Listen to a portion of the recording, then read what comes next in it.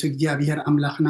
ዝነበርካ ዘለኻ ንኩሉ ሕሊፍካ ድማ ንዘለዓለም ዓለም ትነብር ካብ ምስራቅ ክሳብ ምዕራብ ካብ ሰሜን ክሳብ ደቡብ ስምካ ንዘለዓለም ዓለም ተመስገነ ይኩን። ስለ አምላኽነትካ ስለ ፈጣሪነትካ ስለ ጎይትነትካ ስለ ንግስነትካ ስለ መለኮትነትካ ንምኽረካ ነመስግነካ ንገልግለካ ፍግም ኢልና ድማ ንሰግደልካ ሰዓት መዓልቲ ዝባረካልና ንስኻ ከሞ ሰዓት ዛምሸት እዚኣ ድማ ባርኻልና መንፈስካ ምርሐና ሓይልካ ደግፈና ግብርና ሓዲካ ተዓርቀና ከም ምሕረትካ እምበር ከም በደልና ይትኺደና ወዲሰብ መወዳእትኡ እንተፀበቀ እሞ መወዳእታ ኩልና ድማ አፀብቀልና ኣብ ዓለም ሰላም ኣብ መንጎ ደቂ ሰባት ድማ ፍቅርን ግሰልና ጾምና ባርኸልና ቀድሰልና ጾመ ድሕነት ጾመ ምሕረት ግበረልና ምሳኻ ዘተዓርቅ መወዳእታና ዘፀብቅ ጾምን ጸሎትን ሱባኤን ግበረልና። ቅዱስ እግዚአብሔር አምላኽና ስለ ሁሉ ተመስገን። ሕጂ ንጽልዮ ጸሎት ስኻ ትሰምዖ ትመሃረቀትም ንመሃረቅ አለና ምኽናን ሰምዖ ሰሚዕና ድማ ክንነብረሉ ገርና ድማ ክንጸድቀሉ ገጽካ ክንሪእሉ ድማ ሓግዘና ብናይ ኣዴና ቅድስት ድንግል ማርያም አማላድነት ናይ መላእክት ተራዳእነት ናይ ነቢያት ሐዋርያት ጻድቃንን ሰማዕታትን ጸሎታ ይትፈለየና ኣብ ሕማም ኣብ ሓዘን ኣብ ቤት ማእሰርቲ ኣብ ፀበባ ኣብ ሽግር ዘለው ድማ እግዚአብሔር አምላኽና ንኩሎም ከከምቲ ዘድልዮም ገርካ ፀግዎም ኣብ ሰማያት ትነብር ኣቦና ስምካ ይቀድስ መንግስትካ ትምፃእ ፈቃድካ ከምቲ ኣብ ሰማይ ከምኡ ድማ ምድሪ ይኹን ንዕለት እንጀራና ሎሚ ሃበና ንሕና ንዝበደሉና በደሎም ከም ዝሓደግናሎም በደልና ንእሳና እንደገልና ካብ ክፉእ ድሕነና እምበር ኣብ ፈተና ኣይተእትወና መንግስትን ሓይልን ክብርን ንዘለዓለም ናትካ እሞ ኣሜን። እግዝእትየ ማርያም ብናይ ቅዱስ ገብርኤል መልአክ ሰላምታ ሰላም ለክለኹ ብሕልና ድንግል ኢኺ ብስጋኹን ድንግል ኢኺ ኣደይ እግዚአብሔር ፀባኦት ጎይታ ሰራዊት ሰላም ለክለኹ ንስኺ ካብ ኣንስቲ ብርክቲ ኢኺ ፍረ ከርስኩም ብርክዩ ኦ ምልእተ ጸጋ እግዚአብሔር ምሳኺ እዩ ኦ ፍስቲ ደስ በልኪ ኃጢአትና ክሰሪየልና ትወድኽ ኢየሱስ ክርስቶስ ምእንታና ምሕረት ለምንልና ኣሜን። ይፍታህ ወይስረይ እግዚእነ አምላክን መድኃኒነ ኢየሱስ ክርስቶስ ካኒከ ካህናት ሰራያት ቀደምሳት አበሳ ወልዱ ለብሩ ከሳቴ ብርሃን እንቱማ አውየ ካህናት ወአይድ ዲያቆናት ጡራን ሳይልጎ ህፃናት በበስምክሙ ኩንፍታኑን ጻህነ ይረስየን እስኩሏን ሰማያት ዚዮ መሐረነ ክርስቶስ ትመል 12 ዚዮ መሐረነ ክርስቶስ ዚዮ መሐረነ ክርስቶስ ዚዮ መሐረነ ክርስቶስ ዚዮ መሐረነ ክርስቶስ ዚዮ መሐረነ ክርስቶስ ዚዮ መሐረነ ክርስቶስ ዚዮ መሐረነ ክርስቶስ ዚዮ መሐረነ ክርስቶስ ዚዮ መሐረነ ክርስቶስ ዚዮ መሐረነ ክርስቶስ ዚዮ መሐረነ ክርስቶስ ዚዮ መሐረነ ክርስቶስ ከመውን በእንተ እግዝእትነ ማርያም መሐረነ ክርስቶስ መል 12 أنت جئتنا مريم كرسوس أنت جئتنا مريم كرسوس أنت جئتنا مريم حرنا كرسوس أنت جئتنا مريم كرسوس أنت جئتنا مريم كرسوس أنت جئتنا مريم كرسوس أنت جئتنا مريم حرنا كرسوس أنت جئتنا مريم حرنا كرسوس أنت جئتنا مريم كرسوس أنت جئتنا مريم حرنا كرسوس أنت جئتنا مريم حرنا كرسوس ጸጋ ጎይታና ኢየሱስ ክርስቶስን ፍቅሪ እግዚአብሔር አቦን ሕብረት መንፈስ ቅዱስን ኣብ ልዕለይና ኣብ ልዕሊ ኩሉ ኣብዘት ዘለና የቦታ እዛ ሰዓት እዚኣ ምንባር ስጋ ጎይታና ኢየሱስ ክርስቶስ ኣብ መቃብርን መፈፀምታ ሰዓት ምእትን እያ ከምኡውን ድቃሳ ሳልመስ ስለ ዝኾነት ከም መወዳእታ ግዜ ትቁፀር ናይ ምስጋና ጸሎት ሰናይ ነገር ንዝገበረልና ይቅረ ባህሊ እግዚአብሔር አቦን ጎይታና አምላኽናን መድሓናን ኢየሱስ ክርስቶስ ነመስግኖ ኣለና ሰዊርና ረዲእናን እዩ حليونا نقربنا تقبلنا تمعقبنا نطمئنا سعزا سعزي او نبصحنا اي حجوم بዛ قدس على زيان بكل زمان يوتنا بفضل السلام حلونا كل እግዚአብሔር አምላኽናን ልምነለና ወጎይታና እግዚአብሔር ኩሉ ተሕዛብን ጎይታና አምላኽናን መድሓናን ኢየሱስ ክርስቶስ ልዕሊ ኩሉ ግብርን ምእንቲ ኩሉ ግብርን ኣብ ውሽጢ ኩሉ ግብርን ነመስግነካ ኣለና ስለ ሰወርካናን ዝረዳኻናን ዝሓለኻናን ናባኻውን ስለ ዝቀረብካናን ተቀበልካናን ስለ ድዓውካናን ሰዓዛ ሰዓዚ እውን ስለ ዘብፃሕካና ነመስግነካ ኣለና ወጎይታ ይቅረበልና ومفكر سب سلازل منك علنا كم محرد كون دلنا إذا قدس على عن كل زمن وتنا نعقاب بفرح بفصم سلام كل هذا لقناعتن كل مكان أبو نقول زغنا كل دور شيطان مخرف عصبات من لعد سلام أقويتا كبير الحق كاب كل حزب خونا الحق كاب زري عبزل لنا يبتاونا الحق نتعمل زحيشن عزلنا تمنون كربتن كل حيل سلام كالرجل سلطان ذهب كنا نسخ مخب كل بعد حننا على هالنمبر نفتنا يتأتونا حد ودخا ويتنان أملاخنا بدحنا يسكرسات من تفق سبيل بزجبرة حرتني قرأتان مساق معرم حوم زغنا من فسك بدسن مسكانا سنعة بؤزر لك على من كل سعن نزال علم أمين نين السحام مزمر حمسان حدن وعملا كم سالخا محرني كم تعبير راغا أبساي دمسس كم أبساي تأبي كحد سوالني كم حتياتي وناسريني أنا أبساي فلت ألغم حتياتي كل جزيب كن مأيو زرابا خاص صادق فردخان سعون كاتب كبس أنا نأخاط راي بدلكم أبقى ميخا كي قبركم نوبا بساته ولدكو نكاب حتيات تنستني هنا حق أوشتي قاتلوليو حبو أنتم مهارني بتغصر شو سمع زاد سيرني خبرك تقولوا سبني تنسقط كتكاي أنا عصمت حقوساس بهتان حقوسنا اسمعني كتكاب حتياتي كله بزلا على ساوند دمسسو وعملاق صوري لب فتر اللي سنة منفس كاوش تعدس كاب قد كاي دربيني حقوس مدحان كامل سلي من دس منفس كاون كاب قد كاي دربيني حقوس مدحان كامل سلي فقادنيا منفسون دقفني مقد خان مفرس سمرمية حتى أنا بغم لسيم وعملاق مدحاني كاب دا ما نكفني لساني صرك على كتب له يا ويتا في مسكانا خنقرس كان فريق فت مسوات بهب لكاني فزي كون اسم قرب الكانري مسوات مراريت وغني قامو مسوات عملاق صور منفسي وعملاق نصبرن قد بايت نقانيخا لصيم صقها سنا يغبرلا مكاتيات يرسالم ندع شب مسوات صرك بزحر مسواتي بملء مسوات باكب لكاي شو عم مسوي اخا راح اقرب لكايم هللويا صلاه كزي قاسن كرسون حسين املخين مسكانا قرب له حاتياتك حد قال لك المنو قال هو تسمع لنا عدينا ممهر سارة مزمور داويت 230 حبتنا تمنيت مزمور داويت 231 دكتور صقاب مزمور داويت 232 عدينا إلسابيت مزمور داويت 233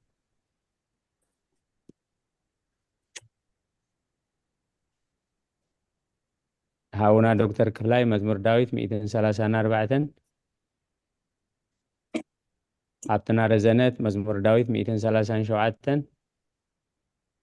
حبتنا ملو مزمور داويت 238 حبتنا تاتيوس مزمور داويت 241 أبونا بملاك سلام مزمور داويت 242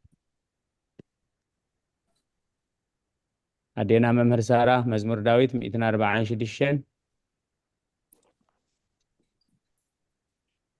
حبتنا تمنيت مزمور داويت 247 هاونا دكتور كفلاي مزمور داويت 248 عاويلكم كتب سهلنا يهم يشي أبونا هللويا እግዚአብሔር ካብ ሰማያት አመስግንዎ ኣብ ኣርያም አመስግንዎ ኩልኹም መላእኽቱ አመስግንዎ ዘለኹም ሰራዊቱ አመስግንዎ ኣትን ፀሓይን ወርሕን አመስግንዎ ኣቱም ብርሃት ከዋኽብቲ አመስግንዎ ኣቱም ናይ ሰማያትን ኣብ ልዕሊ ሰማያት ዘለኹም ማያትን አመስግንዎ ንሱ ኣዚዙ ተፈጢሮም እዮም እሞ ንስም እግዚኣብሔር የመስግንዎ ንዘለዓለም ዓለም ኣቆሞም ዘይሓልፍ ሕጊ ሃቦም ንእግዚኣብሔር ካብ ምድሪ አመስግንዎ ኣቱም ገበላት ባሕርን መዓሙቕን ኩልኹም ኣቱም ሓውን በረድና ሳሒታን ግመን ቃልኡ ትስእለት ህቡብላን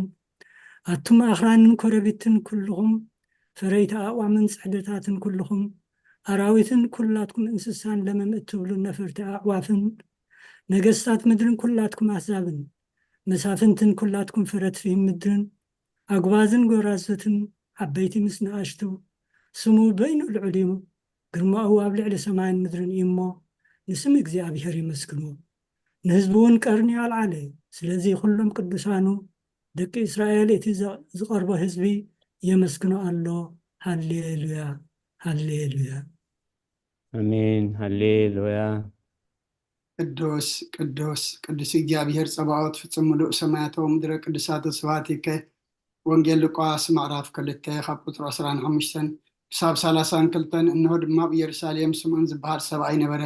السبعي زصادق نعملاق زفرغ مصنا اسرائيل نصبه نبره منفس قدوس ما نبره نتمس እግዚአብሔር ከይራእይ ሞት ከም ዘይርኢ ድማ በመንፈስ ተገሊጹሉ ነበረ መንፈስ ከአና ቤተ መቅደስ መስ ወለድነቱ ኢየሱስ ስልጣን ከም ስርዓት ገብገብሩ ለምሳአተው ስምዖን ማዕቢዳ ሆፎን አምላኹን ከም ዝናባለ ባረኹ ጎይታይነትን አዛም ግለጽ ብርሃን ህዝብኻ እስራኤልን ክብረት ከውና ቅድሙሉ ዘዳለኻዮ ምድሓን ከዓይንተይ ካብ ራእያስ ሕጂ ከም ትዘረባኻ بسلام نبارك بسلام تفانو إخابة لمكانا إجابير أملاك يكون آمين سماي مدرن كحا كابوريت النبيات نحن تقلق بتودق سماي مدرن كحلف قلل بلا كرسن دك مزامرتو أو كرساس أملاكنا سيراب بغان منفذ قدسن لكم كل ساعة نسجد الكالونا آمين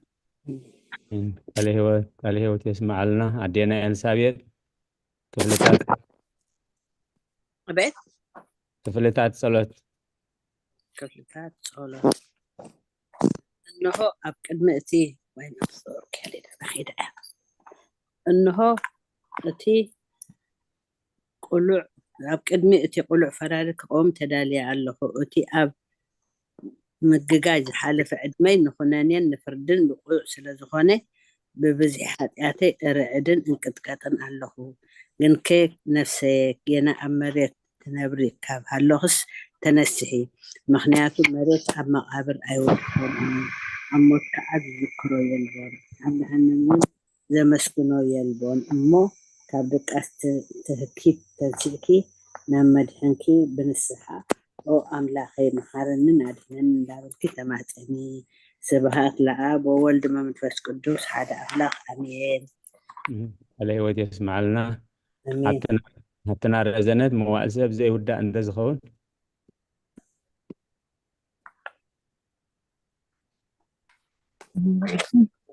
እግዚአብሔር ይመስገን መዋእል ሰብ ዘይውዳእ እዚ ዓለም እዚ ከዓ ንዘለኣለም ዝነብር እንተዝኸውን ነፍሰይ ንፁር ዝኾነ ምክንያት መሃለወት ነይሩ ግን ከእቲ ፅዩፍ ዝኾነ ተግባርክን እቲ ሕማቕ እከይን ኣብ ቅድሚ እቲ ሓቀኛ ምስ ትቕላዕ ኣብ ዓራት ሓጢኣት ተሰጢሕኪ ኣብቲ ሸለልተኛ ከዳዕ ስጋኺ ከለኺ እንታይ እዩ ትትህብዮ መልሲ ኦ ክርስቶስ ኣምላኺ በቲ ኣዝዩ ዘፍርሕ ፍርድኻ ስንብድ ነቲ ዘለኣለማዊ ፍርድኻ ብርካኽ በቲ መለኮታዊ ነፀብራቃዊ ብርሃንካ እንቀጥቅጥ ኣለኹ ኣነ ሕሱም ድንስ ኣብ ዓራተይ ደቂሰ ዘለኹ ኣብ ሂወተይ እውን ዘይቅዱስ ዝኾንኩ ነቲ ተቐባል ቀረፅ ኣብነት ብምውሳድ ኣፍ ልበይ እናወቃዕኩ ኣምላኺ ኣነ ገበነኛ እየ እሞ ረበደለ ይብል ኣለኹ ይዘኒ ወዘልፈኒ ወለዓለም ዓለም ኣሜን አሜን ቃለ ሕይወት የስማዓልና ሃብትና ታቴዎስ ኦ ንጽሕቲ ድንግል ከመይ ውዒልኩም ኦ ንጽሕቲ ድንግል ናብ ባርያኺ እቲ ቕልጡፍ ጽላል ረድኤትኪ ዘርግሒ ነቲ ኣብ ሕልናይ ከም ማዕበል ዝገማጠል ክፉእ ሓሳባት ካባይ ኣርሒቕ እዩ ነታ ሕምምቲ ነፍሰይ ብኸንቱነት ኣዝዩ ሃለዋታ ጠፊእዎ ኣሎ እሞ ናብ ጸሎትን ምንቕቃሕን ኣበግስ እያ ምክንያቱም ንስኺ ከኣሊትን ምሕረት እትልምን ኣላይት ኣደን ኢኺ ኣደ ምንጪ ህይወት ንጉሰይን ኣምላኸይን ጎይታ ኢየሱስ ክርስቶስ ተስፋይ ኢኺ ኣሜን ቃለ ሕይወት የስማዓልና ሃብትና ሙሉ ኦ ጎይታ በዛ ለይቲ እዚኣ ንዓሞ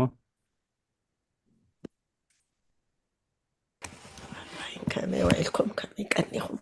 እግዚአብሔር ይመስገን ኦ ጎይታ በዛ ለይቲ እዚኣ ንዓሞ ብዘይ ሓጢኣት ክንሓድር ሃለወና ኦ ኣምላኽ ኣቦታትና ንስኻ ብሩኽ ኢኻ በረኸትካ ኣዝዩ ብዙሕ እዩ ቅዱስ ስምካ እውን ንዘለኣለም ክብሪ ዝመልኦ እዩ እሞ እዩ ኣሜን ኦ ጎይታ ከም ተባኻ ተወኪልናዩ ዘለና ምሕረትካ ከም ትኹነልና ወዒንቲ ኩሉ ንዓኻ ይፅበይ ኣለዋ ንስኻ ከዓ ኣብ እዋኑ ምግቢ ትህቦም ኦ ኣምላኽናን መድሓኒናን ኦ ተስፋ ኩሉ ወሰናት ምድሪ ስምዓና ኦ ጎይታ ንስኻ ኢኻ ካብዚ ዓለት እዚ ንዘለኣለም ተድሕነናን ተዕቁበናን ኣሜን ኦ ጎይታ ብሩኽ ኢኻ እሞ ፍርድኻ መሓረኒ ኦ ጎይታ ብሩኽ ኢኻ እሞ ሓቅነትካ ኣረድአኒ ኦ ጎይታ ብሩኽ ኢኻ እሞ ክብርኻ ኣብርሃለይ ኦ ጎይታ ምሕረትካ ንዘለኣለም ይነብር ኦ ጎይታ ንዓይ ብተግባር ኢድካ ካብ ወለዶ ናብ ወለዶ ዕቡየይ ስለ ዝኾንካ ኣይትንፀገኒ ኦ ጎይታይ ንዓኻ በዲለ እየ እሞ መሓረንን ነብሰይ ኣድሕናን እናበልኩ ጽለ ኣለኹ ኦ ጎይታይ ኣባኻ ተወኪለ ኣለኹ እሞ ኣድሕነኒ ቃድካ ክገብር ከዓ መሓረኒ ንስኻ ኣምላኺ ፈልፋለ ሂወት ኢኻ ብብርሃንካ ድማ ኢና ብርሃን ንርኢ ኣሜን ምሕረትካ ናብቶም ዝፈልጡኻ ክብርኻ ከዓ ናብ ቁንዓት ልቢ ትምፃእ ፀጋን በረኸትን ምስጋናን ብሓቂ ናትካ እዩ ኦ ቅድሚ ዓለም ዝነበርካ ንዘለኣለም እትነብር ዘለኻን ኣቦን ወድን መንፈስ ቅዱስን ንዓኻ ምስጋና ውዳሴ ግርማ ይግባእ ሎምን ኩሉ ሰዓን ዘለኣለም ኣሜን ኦ ልዑል ጎይታ ብኣኻ ምእማንን ንስምካ ምዝማርን ሰናይ እሞ ምሕረትካ ብፀፅባሕ ሓቅነትካ ድማ ለይቲ ለይቲ ኣዝብቱ ኣሜን ስለቓላት ክብሪ ምስጋና አሜን ቃለ ሕይወት የስማዓልና ሃብትና ትምኒት ውዳሴ ስሉስ ቅዱስ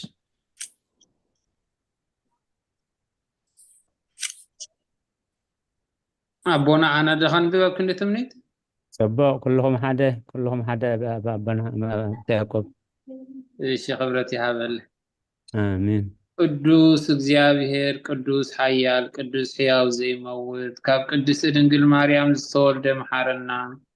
ቅዱስ እግዚአብሔር ቅዱስ ኃያል ቅዱስ ሕያው ዘይመውት ኣብ ዮርዳኖስ ተጠምቀ ኣብ ልዕሊ ዕፀ መስቀል ምንታና ዝተሰቕለ መሐረና ቅዱስ እግዚአብሔር ቅዱስ ኃያል ቅዱስ ሕያው ዘይመውት ኣብ ሳልሳይ መዓልቲ ካብ ሙታት ዝተንስአ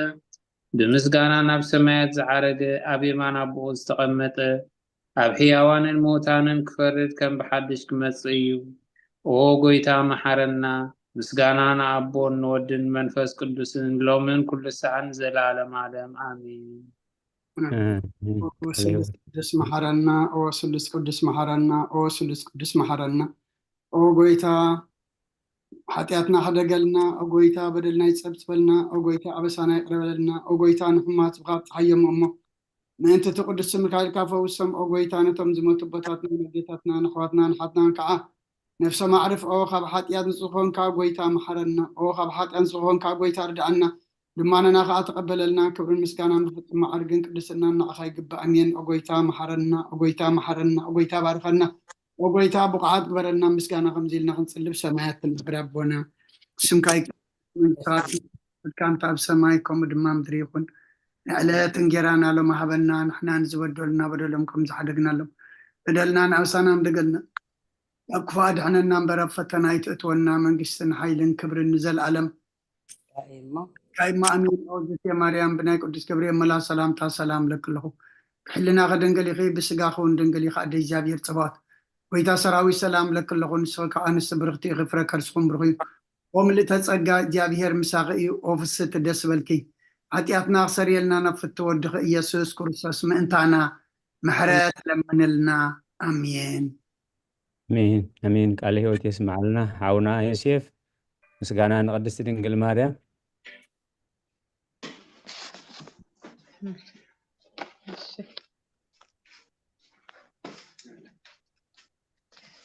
ሰላም ከመይ መሲኹም እግዚአብሔር ይመስገን እንደምስኹም አሜን ኦ ቅድስት ምልዕቲ ጸጋ ኩሉ ግዜ ድንግል ዝኾንኪ ወላዲት ኣምላኽ ኣደ ክርስቶስ ሰላም ንብለኪ ምእንቲ ሓጢኣትና ከሓድግልና ናብ ፍቁር ወድኺ ጸሎት ኣድርግልና ንሓቀኛ ብርሃን ኢየሱስ ክርስቶስ ኣምላኽና ዘወለድክልና ቅድስት ድንግል ሰላም ንብለኪ ንሓጢኣን ነፍስና ሓዲጉ ክምሕረና ናብ ጎይታ ለምንልና ኦ ቅድስት ድንግል ማርያም ወላዲት ኣምላኽ ንዘርኢ ሰብ ምእንቲ ኣማላዲት ናብ ወድኺ ኢየሱስ ክርስቶስ ብሕድገት ሓጢኣትና ፀጎና ለምንልና ኦ ናይ ሓቂ ንግስቲ ድንግል ሰላም ንብለኪ ኦ ኣማኒኤል ኣምላኽና ዘወለድክልና ኩርዓት ዘርአና ሰላምታ ነቕርበልኪ ኦ ድንግል ብጎይታ ኢየሱስ ክርስቶስ ዝተኣመነት ኣማላዲት ሓጢኣትና ምእንቲ ከሓድገልና ተዘከርና ቃለ ሕይወት የስማዓልና ሓብትና ጥርሓስ ኣስመላሽ መእተዊ ጸሎት ሃይማኖት ኣረ ኣመይ ምስኹም ኩልኩም ድሓን ዶ ምስኹም እግዚአብሔር ይመስገን እግዚአብሔር ይመስገን ኣራይ ከም ስማ ወልስ ቅዱስ ሓደ ኣምላኽ ኣሜን ወኣደ ሓቀኛ ብርሃን ነኽብረኪ በፈጣዊ ለውፀያ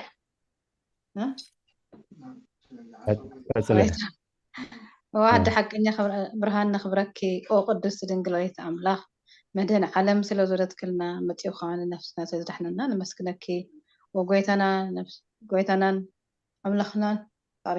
ጎይታናን ንጉስናን መድሓኒናን ኢየሱስ ክርስቶስ ክብሪ ንዓኻ ይኹን ንስኻ ንሃዋርያት መጎሶም ሰማዕታት ተኽሊሎም ጻድቃን ዕለቶም ቤተክርስትያን ፅንዓት ንሓደ ሕድገት ብሓደ ዝምልክቱ ስሉስ ቅዱስ ተበስር ሰግደሉ ናኽብሩን ኣሜን ጌታዬ መሐረና ጌታዬ መሐረና ጌታዬ ባርከና ቃለ ሕይወት የስማዓልና ንሓብትና ልዑላ ናይ ሃይማኖት ጸሎት